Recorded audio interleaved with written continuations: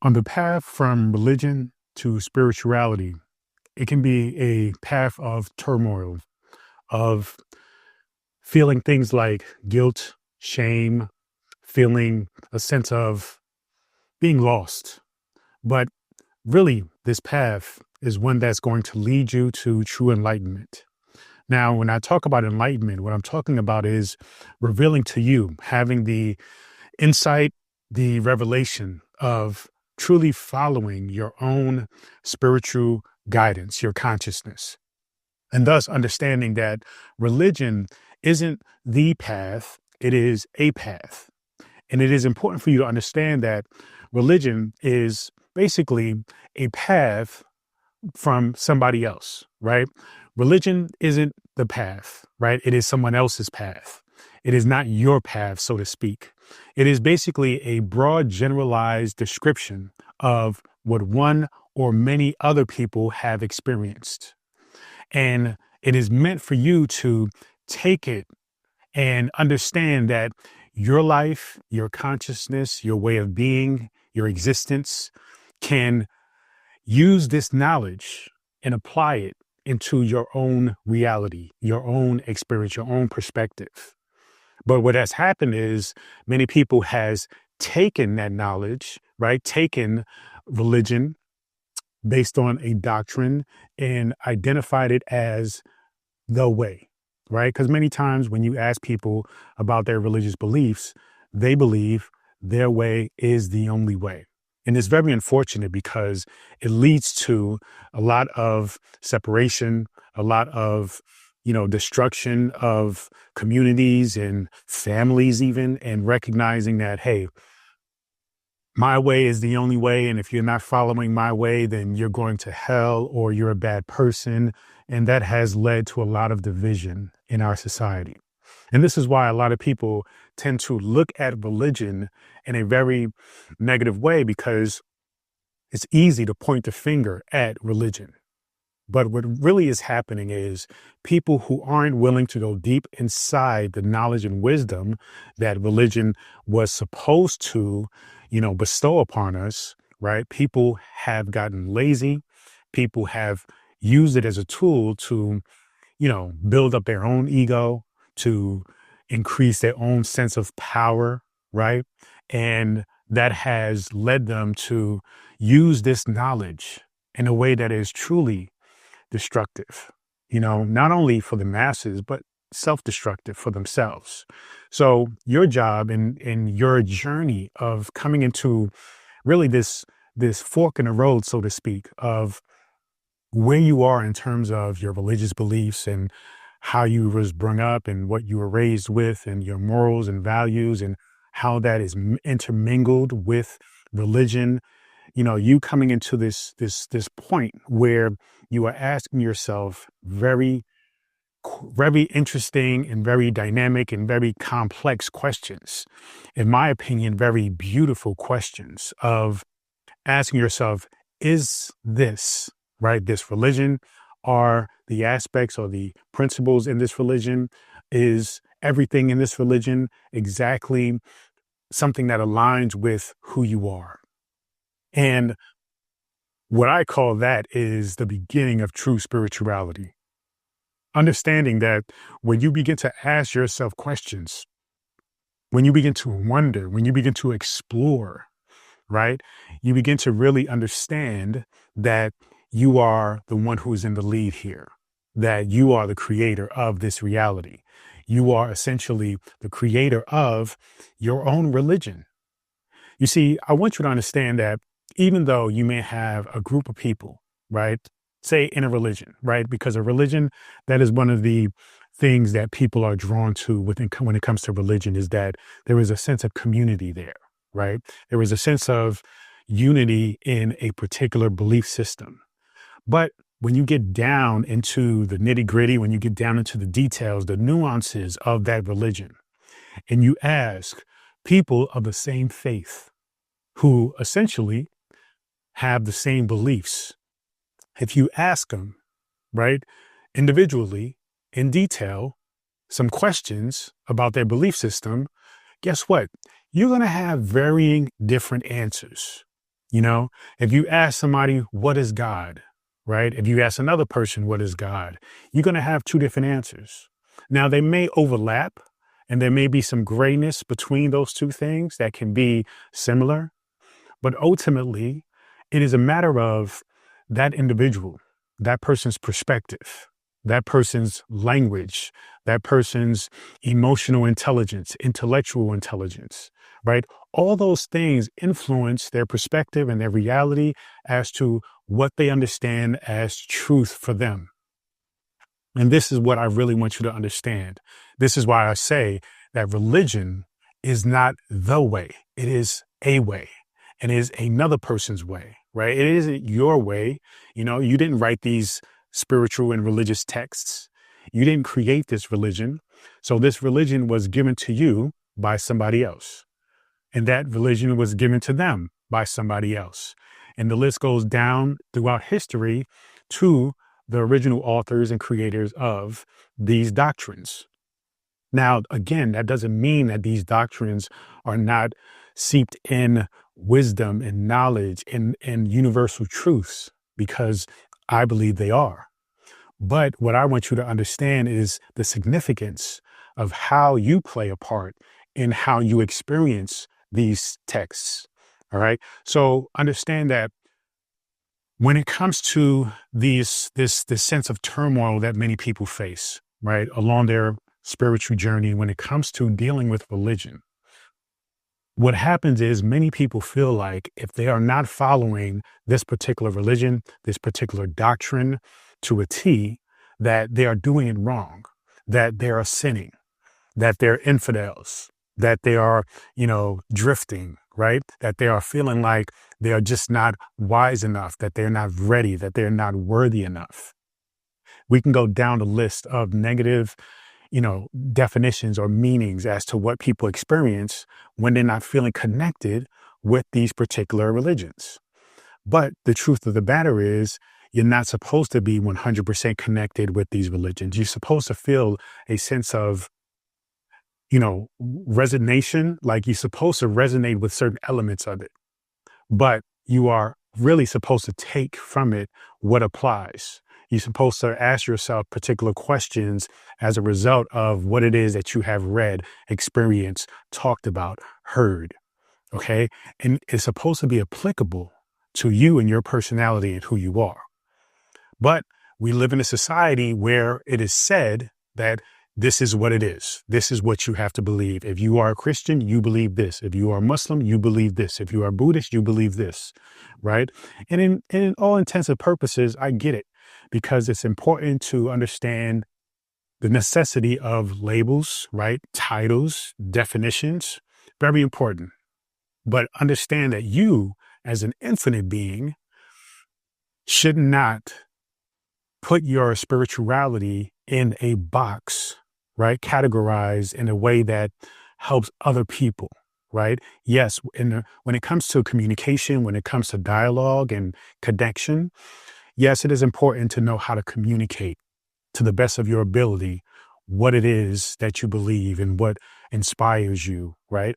But when it comes to your own self and communicating with yourself and recognizing what works for you, there is no right way. There is no wrong way. There is only your way. And that is the most important aspect of this whole thing. So it's important to recognize that religion isn't a one size fits all, right? No religion is. And then if you ask two Christians, no matter where they are, you can be two Christians who were taught by the same preacher, reverend, minister, all right? They will give you different answers based on the question because it is coming from their own perspective. And this is one of the pillars of why I say you create your own reality, because it is your consciousness, it is your perspective that thus adds experience, adds meaning to all that you are in exchanging with, interacting with. You see? So when you own that, no matter what your belief systems are, no matter what is taught to you, you will find that your point of view, your definitions, your, understandings are going to be unique. They're going to be special.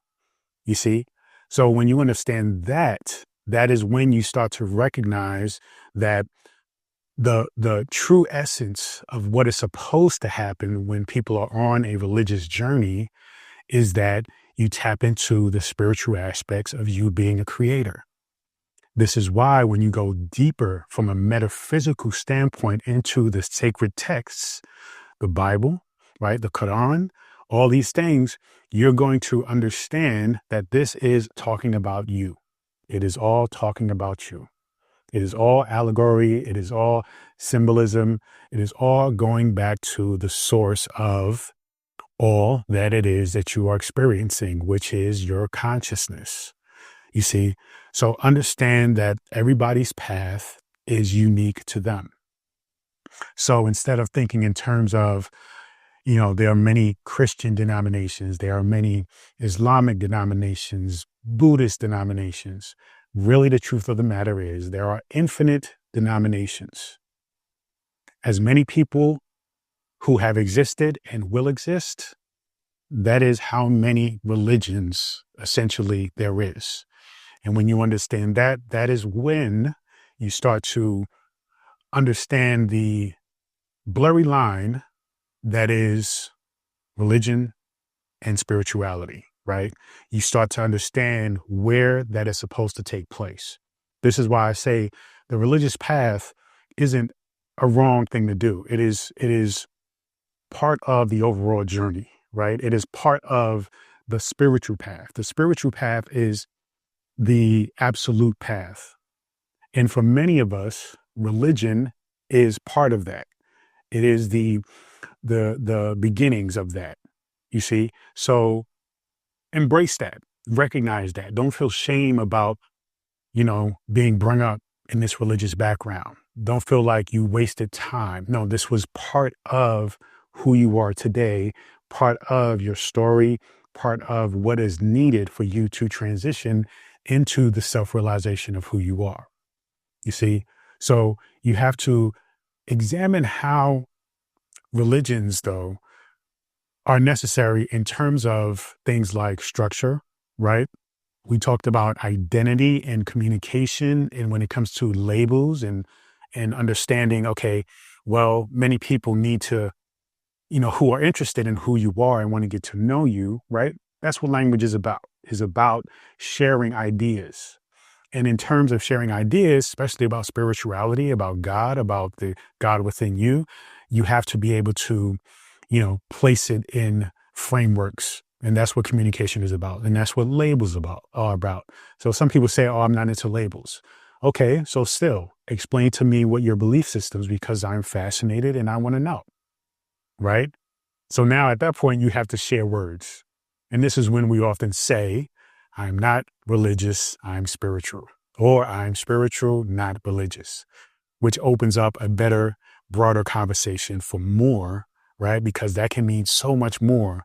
That can basically mean anything. For each person is going to be different. So don't feel like when somebody asks you for more information, don't feel like you have to be, defensive. Don't feel like you have to be thrown off about it, Just get into it. Just have the conversation. Okay, because it will also support you in your spiritual growth and your spiritual self-understanding. Recognize also that with religion, it does provide a sense of community. I know for many of us on a spiritual path, community is important. Finding your tribe is important. Okay, and you do that by understanding what it is your belief systems are and understanding, okay, these are the things that I feel passionately about. And so therefore, I wish to communicate and commune with those who are like-minded, okay? Or at least very understanding and, inquisitive about my belief systems, their belief systems, and how we can just simply have a dialogue. You see, that's where the best things happen, is when people don't put themselves in such a box that they're closed off from the world. And that often happens with religion. People often identify so much with that religion. They tend to want to villainize another religion, right? It starts with something like, oh, this is the right way, right? Jesus Christ is the Lord and Savior, and that's it. Anything else outside of that, everybody's going to hell. It's a very extreme example, but for many people, that is what they believe. And it's very unfortunate because Jesus Christ himself was against the the organization of religion. You know, that was his message, was to break that, to understand true spirituality. You see, so the irony of it is that people who follow Christ, quote unquote, right, so to speak, think that they need to be so extreme as to shutting everything out, you know, but that isn't the way, that isn't the way at all. So you have to understand that the community is important, yes. The identification of communicating what you believe and using labels and definitions is important. Structure is very important. And in fact, I would say when it comes to religion, and this is why it's important to embrace your experience as somebody who was once religious, is to recognize the importance of structure, right? Because with religion, what it does is it gives you a framework of, okay, if you're Muslim, you pray 5 times a day, right? If you are Christian, then you pray this way, right? You communicate this way, you communicate to Jesus, right? So you have this sense of, well, okay, I'm Muslim, my church, right, is Friday. I am Christian, traditionally my church is on Sunday. If I'm Seventh-day Adventist Christian, my church is on Saturday. You see? So you have this sense of being instilled with the structure that is very important, I think, when it comes to spirituality. For somebody like myself, I know the importance of making sure that I'm consistent with spiritual practices that I believe work for me and resonate with who I am. And so as I've gone down and studied different things and learned different practices, I know for me, it is fitness, right? Working out, doing something once a day. It is writing, sharing my knowledge once a day. It is eating a certain kind of food, making sure that I don't eat things that represent harm, fear, death, right? Making sure that I am supporting, right, to the best of my ability, life, that I am doing least harm, right, as possible when I am consuming anything, right? So I have certain fundamental principles and morals and values that I carry with me throughout my life, right? You can say, ultimately, this is my religious structure, right? These are my disciplines, so to speak. So when you think about religion, think about your spirituality in the same way. Create structure, meditate every day, right? Affirmations, do those when you go to sleep, when you wake up. Visualization, right? Vision boarding, journaling, right? Grounding. All these different things should be essentially part of your spiritual structure.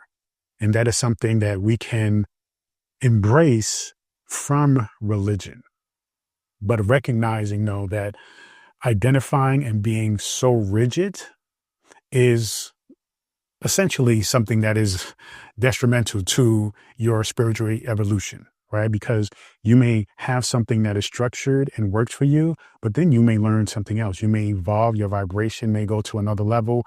You hit another stratosphere of spirituality, and then you are now moving on to another practice that resonates with that frequency.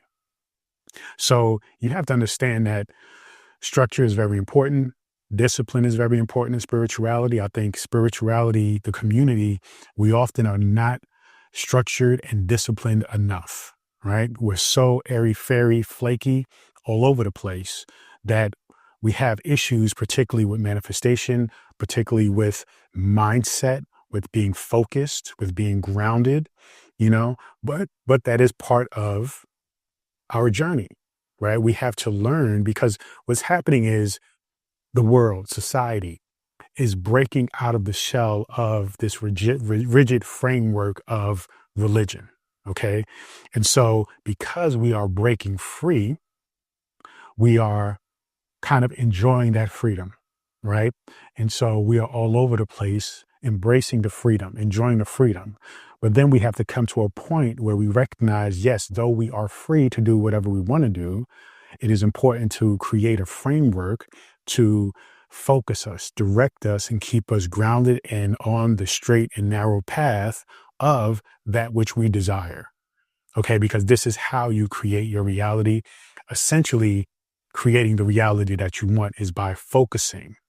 You see, so in order to focus, you essentially have to be structured. You can't just be all over the place and expect to materialize one particular thing, right?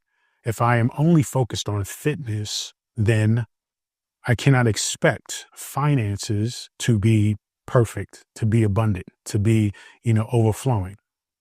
Two different things, right? You have to focus on the things that you desire and make sure that those things are not all over the place.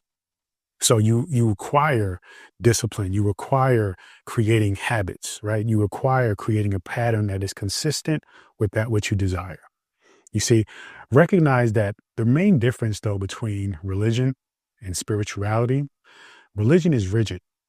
And remember, religion is very like, this is what somebody experienced. They wrote it down on the text. They passed it down, right, from person to person. It came down to you. Somebody gave you their perspective as to what to do and how to follow this structure. You took it upon yourself, accepted it. So it's very tight, it's very rigid, right? It is a box. But spirituality is very open, very free, right? So you have to understand that the beauty of spirituality, but also at the same time, for lack of a better word, the difficulty is that you have to be the kind of person that is strong-minded, that is strong-willed. Because with religion, you see, it tells you what to do. Religion points you in a direction, and it gives you the framework that somebody else has already created. And it says, this is the way. Do it this way. And a lot of people are very lax and very lazy, and they accept it. Okay. Now we have accepted it as children because we didn't know better. And many people continue to accept it, knowing that there are other options and possibilities. They continue to accept it because they are too lazy to challenge the status quo, to challenge and question the possibility that what they were given was probably wrong. And when I say wrong, I mean wrong for them, right? It may not be their truth on a conscious level. And so when you think about, okay, well, we need to challenge this. We need to question this. And many times people just cannot do that. They just want to accept it and say, okay, this is what it is. I'm accepting it. This is the way. Hopefully I make it to heaven and hell. That's it, right? And I make it to heaven and not hell, excuse me. And that's it, right? But somebody who's on a spiritual journey and is broken free from that framework, they are true adventurers. They are going out and exploring all of the possibilities. They are strong-minded. They have to be, because it requires a certain kind of faith in oneself, a certain kind of faith in their ability to recognize that everything is okay.